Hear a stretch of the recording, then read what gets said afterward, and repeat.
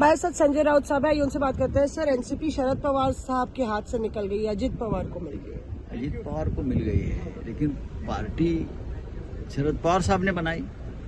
चुनाव आयोग के सामने बैठे हैं आर्गुमेंट के लिए, लेकिन चुनाव आयोग उनको नहीं मानते हैं।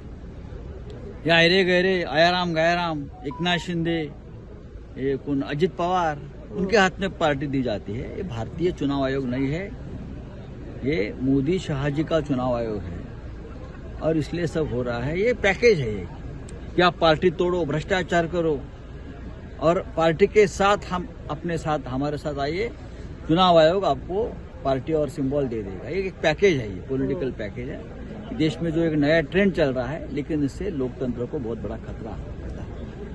इंडिया ब्लॉक को एक बड़ा खतरा, जयंत चौधरी बीजेपी का दामन थामने वाले हैं। जब थामेंगे तो हम बात करेंगे। डील पक्की हो गई सर, ऐसा बता रहे हैं कि उनको कितनी सीटें मिल रही हैं और अखिलेश का भी एरोगेंस और अहंकार शायद पचा नहीं पाए। अभी मैं क्या बोल सकता हूँ, उत्तर प्रदेश की राजनीति है, मैं महाराष्ट्र के बारे में बोल सकता हूँ।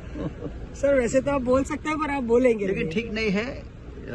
जयंत चौधरी ने अगर ये निर्णय लिया है, हाँ, तो मुझे लगता है ये उनकी क्रेडिबिलिटी का भी सवाल है। बार बार इस प्रकार से पाला बदलने से ये नीतीश कुमार की क्रेडिबिलिटी खत्म हो गई। हाँ। बड़े पलटूराम हो गए, छोटे पलटूराम हो गए, लेकिन मुझे लगता है कि जयंत जी ये नहीं करेंगे। तो मोदी जी सही साबित हुए, भानुमति का कुनबा हो गया इंडिया ब्लॉक। नहीं, जब चुनाव आप लीजिए, आप मुंबई महानगर पालिका का चुनाव लेने से डरते हो और देश की बात करते हो।